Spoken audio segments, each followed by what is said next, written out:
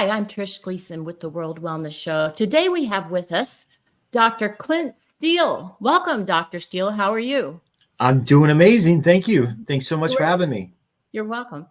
Today he's going to talk about some very important factors, and I'm personally excited to hear about some solutions about how the brain is affected by stress and how it creates maybe as many as 90% or more of the diseases. So I'll turn it over to you, Dr. Steele, if you don't mind introducing yourself, and then I've got a load of questions for you. All right. Well, thank you so much. As you said, my name is Dr. Clint Steele. I'm a brain and nervous system specialist helping people all over the world improve their lives by improving their brain function. Because if you ask yourself the very simple question, what coordinates every function in your body? Obviously, the answer is your brain. Exactly. Okay. Can you tell us a little bit about your background? I know you've had a challenge at one time where you wanted to affect a million brains in 1 year. Tell us about that. I did my research. You did your research. Very impressive. Yeah, I set out to perform 1 million acts of kindness in 1 year.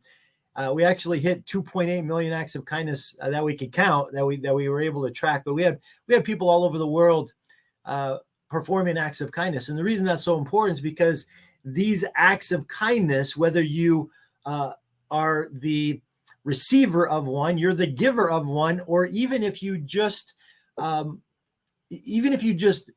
see an act of kindness, right? You observe an act of kindness that actually improves brain function. So it was a great year to do that, and we had a lot of fun.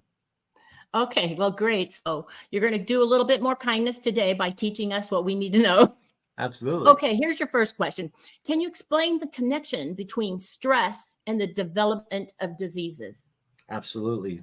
This doesn't come necessarily from me. It comes from National Institute of Health.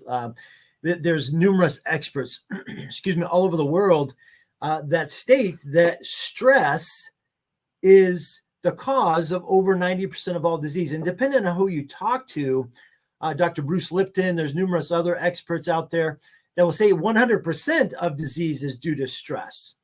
Now, the connection here is this. When your brain is stressed, it's going to react very differently. It's going to coordinate functions of your body very differently than when you are unstressed, when you're in what we call healing mode. And the example I like to give is a fire alarm analogy. So I always start with a question: what coordinates every function in your body? I think most people understand that your brain has to coordinate every function in your body. And the way it does that is by, number one, it has to perceive the environment. It has to look around and say, okay, is there a lion chasing me? Is there a fire alarm going off? Is there a bear chasing me, or what? Because if the fire alarm is going off, let's just use the fire alarm for an example, because that's, that can actually happen. Getting chased by a lion or a bear is not going to happen as often, for sure. But let's say the fire alarm goes off. Your brain perceives that stress and says, okay, I have to change physiologic function. In other words, I've got to survive the burning building. So I've got to increase my heart rate. I've got to increase my breathing rate. I've got to increase my muscle tension. I've got to change blood flow. I've got to change my neurotransmitters that are being released. I've got to change hormones that are released so I can escape the burning building. Now, let's say it's a false alarm. You come back into the building 10, 15 minutes later, you're joking about it, ha, ha, ha, laughing about it. What should happen to your heart rate now? What should happen to your breathing rate? What should happen to your muscle tension now? They should all down-regulate. It's called down-regulating. And so what happens now is different neurotransmitters are released, different hormones are released, because when you're trying to escape a burning building, your brain doesn't want to sleep. So it's not releasing neurotransmitters so you can sleep. It doesn't worry about reproducing, right? So it's not releasing hormones so that you can reproduce. And so if you think about it from this logical standpoint, you can understand why, if your brain is overstressed, your brain doesn't know the difference between, just so you know, a fire alarm stress or a relationship stress or a financial stress or a I'm late to work stress or even a fear or worry stress. To your brain, it's just stress.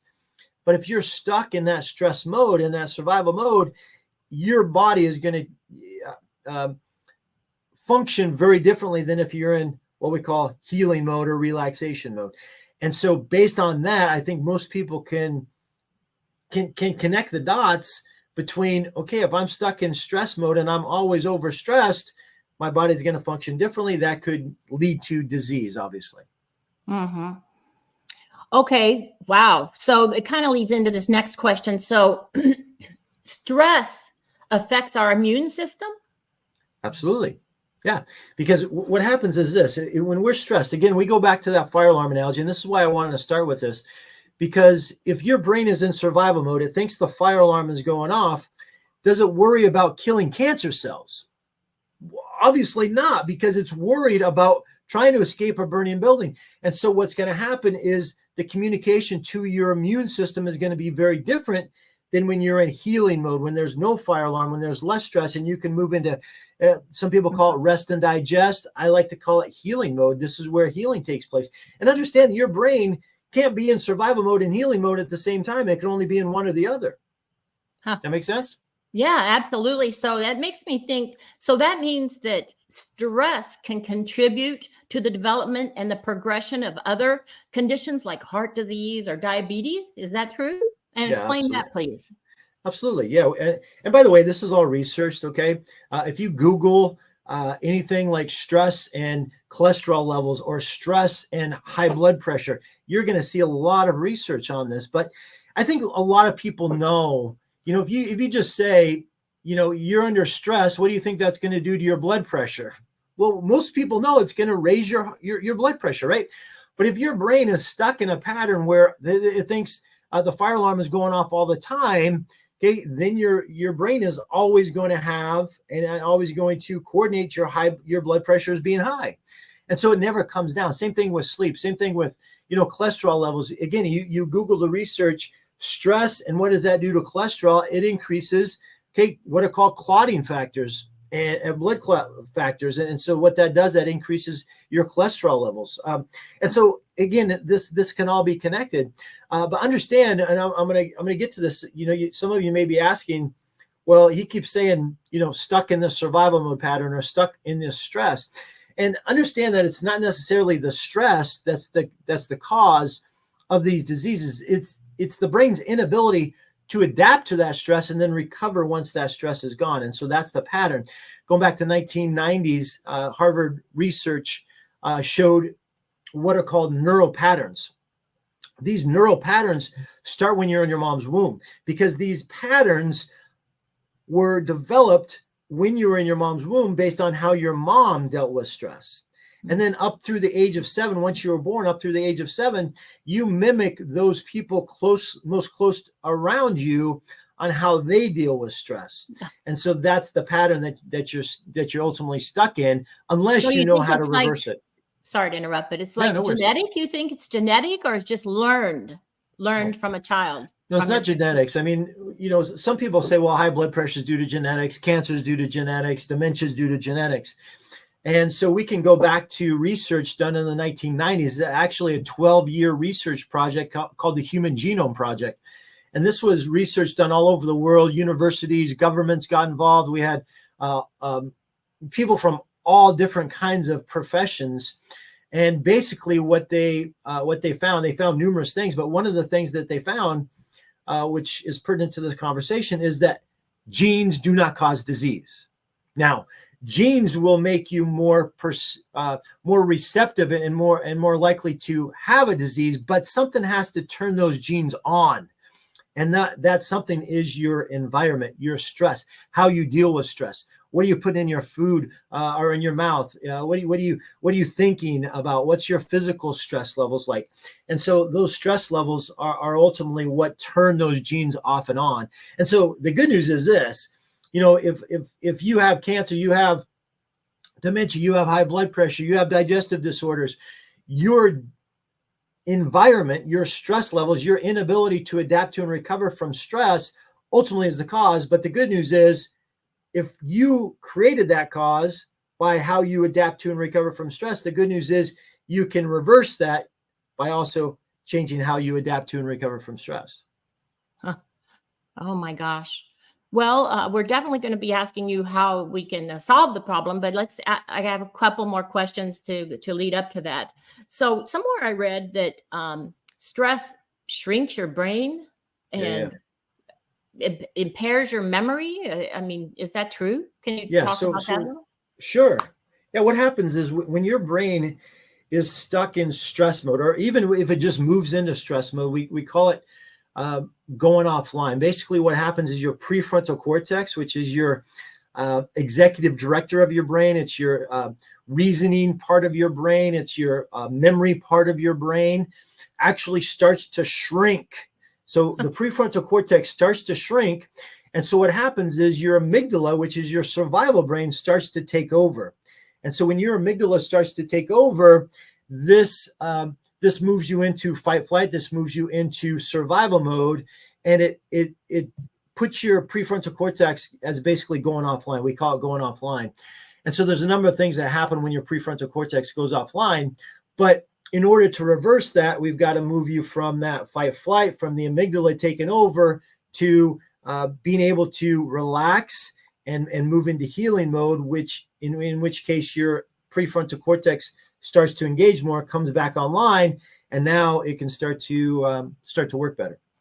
But yeah, actually, and we've seen this through functional MRIs, is once your brain is overstressed, the prefrontal cortex actually starts to shrink. Actually, the whole cortex starts to shrink, but specifically we'll focus on the prefrontal cortex. So do you think it can be reversed? Absolutely, It it can sounded be like reversed. Yeah, you think so. yeah, Okay. yeah. The term is called neuroplasticity, and a lot of people hear the term. Some people that know the term neuroplasticity, they think it's a good thing, and it's not necessarily a good thing or a bad thing. It just is. And ultimately, what the term means is that your brain can change, it can adapt, and it can change its functioning. But it also changes, as we just talked about, its physiologic structure. And so based on this neuroplasticity, we can do things to improve it, or we can do things to make it worse. And unfortunately, most people don't know the things that they can do to improve it, to improve neuroplasticity. And so they do more things to damage. Because here's the thing: everything that we do in our life either improves brain function or causes brain function to deteriorate. And unfortunately, most people are doing things to cause their brain function to deteriorate. And so over time, what happens, it might start off with something simple like, some anxiety or some high blood pressure or some sleep problems, which most people think, oh, that's not a big deal, I'm just going to take some medication for that. Meanwhile, not knowing that that's actually a brain problem and never correcting it. And so 10, 15, 20 years later, 25 years later, we have a brain that's basically what we call exhausted. And that's when we start getting in-stage diseases. We start getting, end-stage cancer and dementia and Parkinson's disease and Alzheimer's, and the list goes on and on. So speaking of those Alzheimer's and dementia and all that, to be aware of all these things you're talking about, this could potentially help reverse these Alzheimer's and dementia, or prevent them. Yeah, we've actually had, just in my office alone, in 2023, I had 5 cases of dementia reverse. We have doctors all over the world that are reversing it. We have books that are being written on it right now. And there's actually a couple studies that came out in 2023 showing that dementia and Alzheimer's can actually be reversed. Now, most people watching this are going to say, "Oh, that's a bunch of bunk." That's not true. And it is true. And we're seeing this right now, because ultimately what happens is when a person becomes overstressed, their brain starts to go into protective mode, especially over a long period of time. And so let's just take dementia and Alzheimer's, for example. Most people, think that Alzheimer's and dementia are due to tau proteins, due to, there's a number of different things that start to form in the brain that people think, including many medical doctors, unfortunately, think are the actual cause. And these are not a cause. These are an effect, right? These are something that the brain produces to try to protect itself. And unfortunately, it causes more harm than good. But ultimately, there's a reason for that. And that reason is because the brain is exhausted. It's gotten to the point now where it can't adapt to stress anymore. It's been overstressed for way too long. And the brain just starts to give out. It starts to become exhausted. Similar to, if someone were getting an EKG, they were having their heart, and we had an EKG flatline, okay, which most people know. They've seen that on TV shows. If they haven't seen it in person, their heartbeat's going beep, beep, beep, beep, beep, beep, and then also goes beep, right? So it flatlines. That's basically the heart giving out, right? Now, the same thing happens with your brain and nervous system. When your brain can no longer engage to stress and then recover once that stress is gone, it starts to become exhausted and it starts to flatline, similar to an EKG. And so when that happens, the brain goes into protective mode, creates these processes to try to defend itself, which end up, as I said earlier, causing more harm. But if, again, going back to my earlier comment, if what you're doing is actually causing this, and it's not just the genes, it's you actually turning these genes on, then it makes sense that you can turn these genes off as well. And that's based on what you do with your lifestyle. So yeah, we've seen, again, it depends on how far advanced this is, but in a lot of cases, we've seen reversal of dementia and Alzheimer's. Yes. Okay, fabulous. And I know all of our listeners, we all know somebody that has one of those illnesses. So I read somewhere in researching you a little bit that it takes about 3 months to turn things around. That seems like quite a long time, but do you think that's true? Well, I know it's true, but 3 months, yeah. If you consider, let's consider a 50-year-old coming into my practice. Is 3 months really a long time if this has been going on since they were in their mom's womb? No. I mean, if this has been going on 50 years, right? Right. And so 3 months is really not that long to start to reverse this stuff. And we start seeing changes earlier than that. But, just to give you an example, a dementia or Alzheimer's case may take a little bit longer, usually minimum 6 months, sometimes up to a year. But simple things like anxiety and high blood pressure and digestive disorders, we're seeing reverse easily in 3 or 4 months, 5 months. Absolutely. Okay. Well, we've heard a lot about the problems that it's causing, about our brain and not treating it properly, and how stress is intermixed with it. Can you start giving us some solutions of what we can do to alleviate this terrible problem? And then, so I don't have to keep interrupting you, can you also tell us about TRUCHIRO and about your brain-based therapy? Yeah, absolutely. Thank you for that. Ultimately, I think what has to happen is first off, everyone watching this needs to look at symptoms that are occurring right now in their life. And what I mean by symptoms is not necessarily a pain or high blood pressure, but what I'm talking about with symptoms is I'm talking about sleep issues, right? Do you have sleep problems? Do you have a hard time catching your breath? Do you have digestive issues? And when I say digestive issues, I'm not talking necessarily like IBS or, something like that. I'm talking like, do you have a bowel movement at least once a day, preferably 2 or 3 times a day? Are they solid bowel movements? Are they, obviously we don't want to get into detail because it can get pretty gross, but these are little things that you need to look at, right? You start looking at the color of your urine, right? Because when it's too yellow, or if it's a different color other than partially clear or partially yellowish clear, then that's a problem. If you're not sleeping through the night, if you snore through the night, if you have sleep apnea, these are all early signs. If you have anxiety, if you have high blood pressure, these are all early signs of a brain problem. And so most people, what they do is they ignore this. They say, oh, it'll go away. Or, at some point when it gets worse, I'll just go on medication. But they never really deal with the actual problem. And that problem being that their brain is stuck in a abnormal stress pattern. Okay.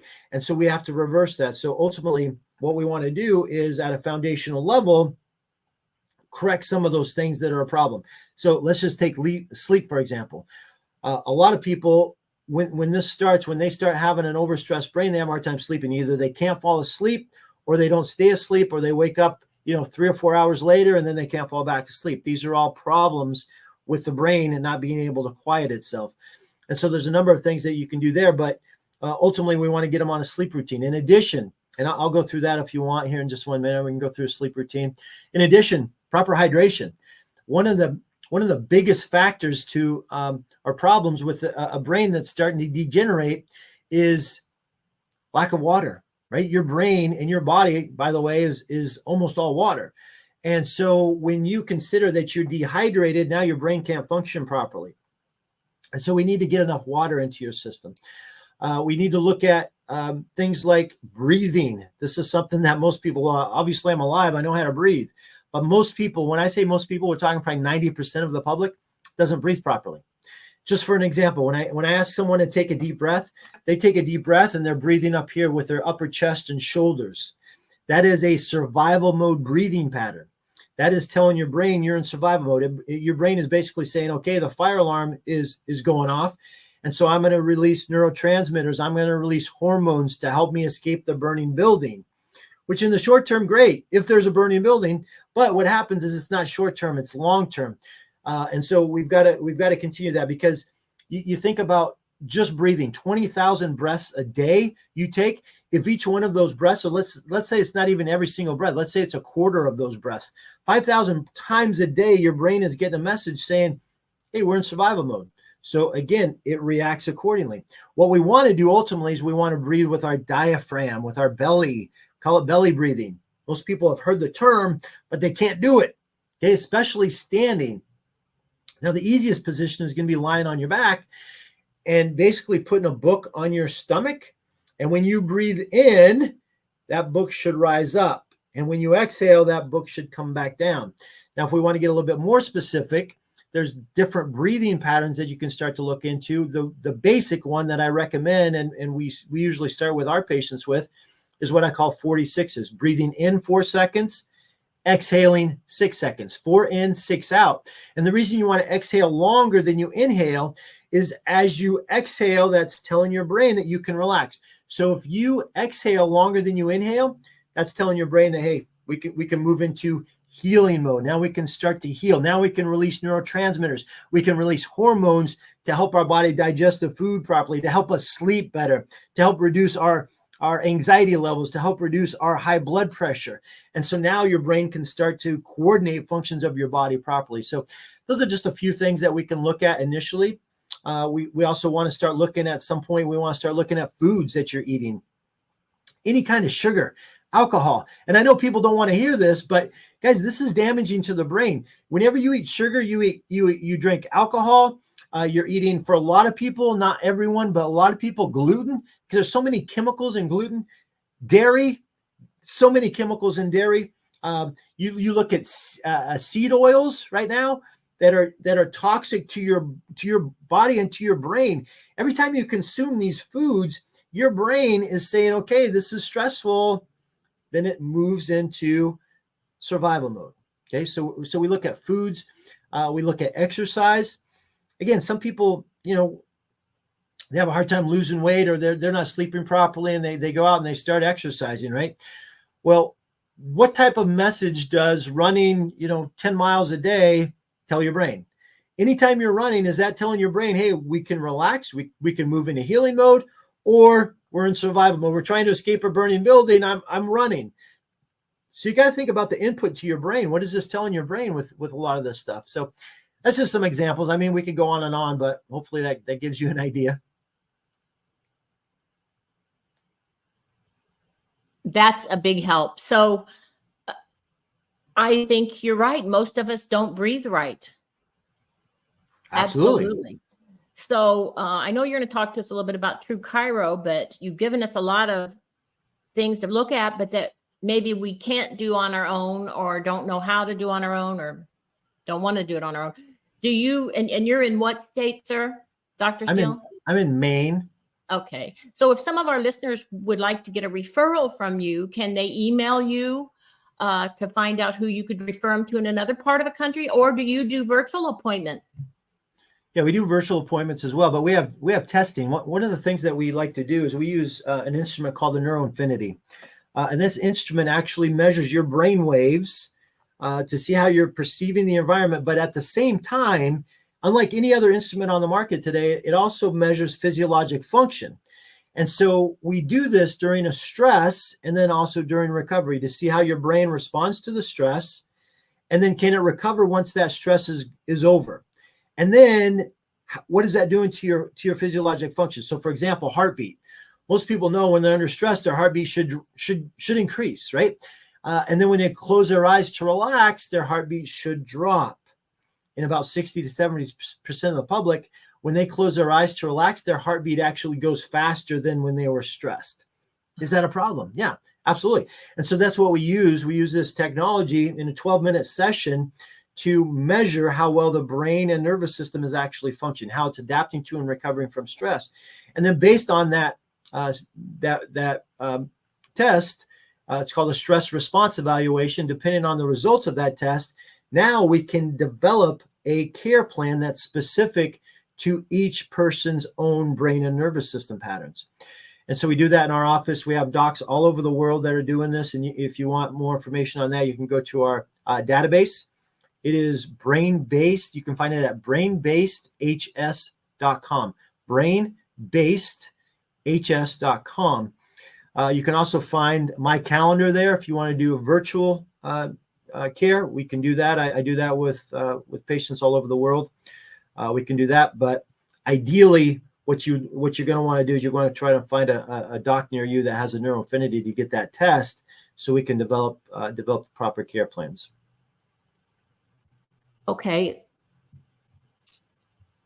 See if I put I was trying to put that down there along the bottom because there it is. See if you see that show. Okay.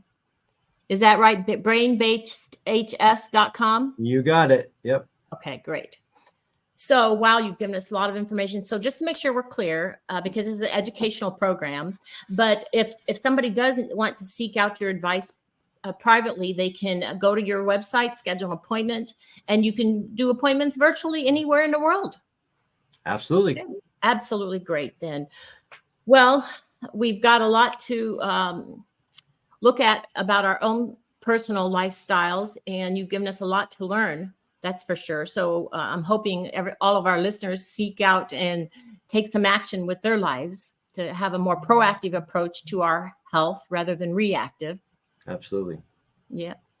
Well, thank you so much for joining us. And we're pleased to learn so much about helping, our stress and our brains and how they interact. And we look forward to hopefully having you again sometime. Well, thank you very much. I appreciate the time and the opportunity.